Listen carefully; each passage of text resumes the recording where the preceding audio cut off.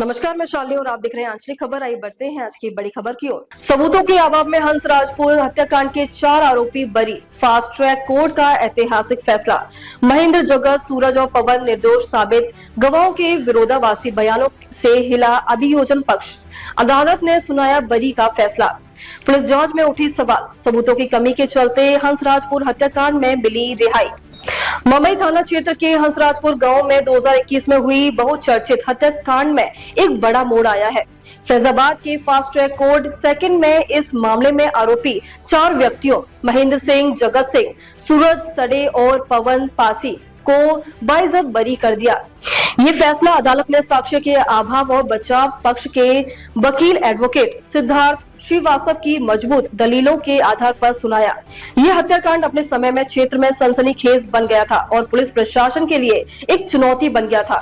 मृतक के परिजनों ने इन चारों पर हत्या का आरोप लगाया था, जिसके आधार पर पुलिस ने उन्हें गिरफ्तार किया और मामला न्यायालय में चला। करीब 3 साल तक चली न्यायिक प्रक्रिया के बाद अदालत ने चारों आरोपियों को दोष मुक्त करार दिया। मुंबई क्षेत्र के हंसराजपुर गांव में वर्ष 2021 में एक व्यक्ति की हत्या कर दी गई थी। ग्रामीणों के अनुसार ये घटना रात के अंधेरे में हुई, जब मृतक अपने घर के पास था। कुछ चश्मदीदों ने दावा किया कि उन्होंने संदिग्ध गतिविधियां देखी, लेकिन घटनास्थल पर कोई स्पष्ट सबूत नहीं मिला था।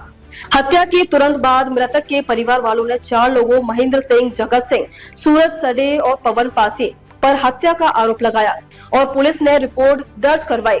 पुलिस ने भी तेजी दिखाते हुए इन्हें गिरफ्तार कर लिया और मामला अदालत में पहुंचा। हत्या के पीछे विभिन्न कारणों को लेकर चर्चाएं थी। कुछ लोगों का मानना था कि ये घटना पुरानी रंजिश का परिणाम थी, तो कुछ इसे आपसी विवाद का नतीजा मान रहे थे। हालांकि पूरे मुकदमे के दौरान अभियोजन पक्ष का यह साबित करने में नाकाम रहा कि आरोपियों का इस हादसे से कोई सीधा संबंध था। इस बहुचर्चित हत्याकांड का मामला फैजाबाद के फास्ट ट्रैक कोर्ट सेकंड में चल रहा था। अभियोजन पक्ष ने चारों आरोपियों को दोषी साबित करने के लिए कई गवाह और सबूत पेश करने की कोशिश की, लेकिन न्यायालय में कोई ठोस प्रमाण नहीं दिया जा सका। मृतक और आरोपियों के बीच पहले से विवाद था। कुछ गवाहों ने आरोपियों को हत्या वाली रात घटनास्थल के पास देखा था। पुलिस जांच में आरोपियों के खिलाफ कई तथाकथित सबूत मिले थे, लेकिन अदालत ने जब इन तथ्यों पर गहराई से जांच हुई तो इन दावों की सत्यता पर प्रश्न उठने लगे। गवाहों के बयान परस्पर विरोधाभासी थे और सबूत इतने मजबूत नहीं थे कि अदालत को आरोपियों को दोषी ठहराने का आधार मिले। बचाव पक्ष के प्रमुख अधिवक्ता सिद्धार्थ श्रीवास्तव ने न्यायालय में मजबूती से अपनी दलीलें रखी। उन्होंने पुलिस द्वारा तैयार की गई केस डायरी, मौके से मिले तथाकथित सबूत और गवाहों के बयान का विस्तार से विश्लेषण करते हुए अदालत को बताया कि कोई प्रत्यक्ष साक्ष्य नहीं। अभियोजन पक्ष एक ऐसा ठोस प्रमाण प्रस्तुत नहीं कर सका जिससे ये स्पष्ट हो सके कि हत्या के पीछे इन्हीं चारों व्यक्तियों का हाथ था। गवाहों के बयान विरोधाभासी। न्यायालय में प्रस्तुत किए गए गवाहों के बयान एक दूसरे से मेल नहीं खा रहे थे। कुछ गवाहों ने पहले कुछ कहा और बाद में अपने बयान बदल दिए। फोरेंसिक साक्ष्यों का अभाव। पुलिस ने घटनास्थल से कोई डीएनए या अन्य फोरेंसिक प्रमाण नहीं जुटाए जिससे ये साबित हो सके कि हत्या में इन चारों आरोपियों की संलिप्तता थी। मकसद का अभाव। अभियोजन पक्ष ये साबित करने में विफल रहा कि इन चारों आरोपियों का हत्या करने का कोई स्पष्ट कारण था। न्यायालय का ऐतिहासिक फैसला।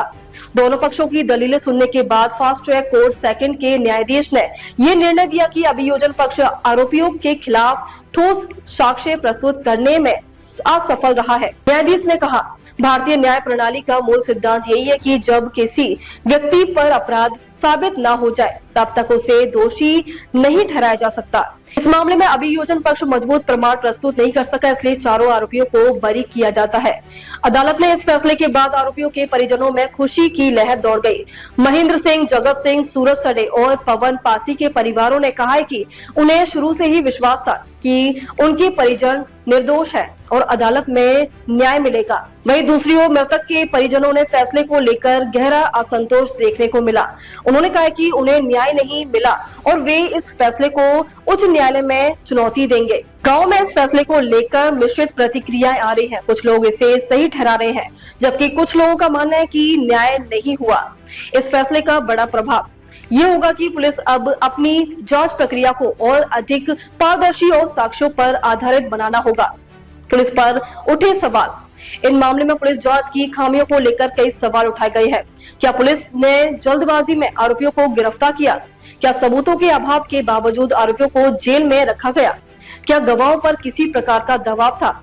अब इन सवालों के जवाब की भी मांग की जा रही है।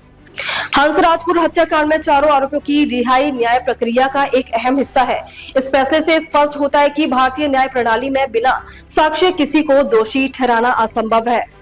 ये मामला एक बार फिर यह सिखा देता है कि न्याय केवल आरोपों के आधार पर नहीं बल्कि ठोस प्रमाणों पर दिया जाता है। अयोध्या उत्तर प्रदेश से सुबोध श्रीवास्तव की रिपोर्ट देखते रहिए आपका अपना चैनल आंचलिक खबरें, अपनों की खबर आप तक। मामला था 31/8/2021 की हत्या का दिखाया जा रहा था। लाश 3 दिन बाद रिकवरी हुई थी, वो भी घटना स्थल से 70 किलोमीटर दूर। लाश को तैरते हुए किसी ने देखा था, वहां से लाश की रिकवरी हुई थी।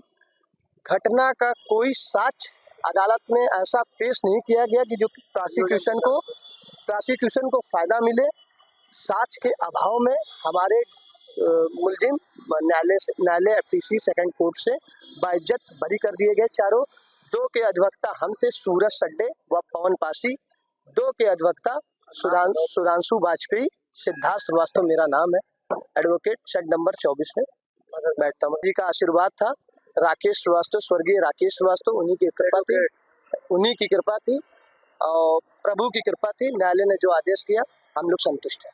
अब तक के लिए बस इतना ही। फिर होगी आपसे मुलाकात, तब तक के लिए नमस्कार और देखते रहिए आंचलिक खबर।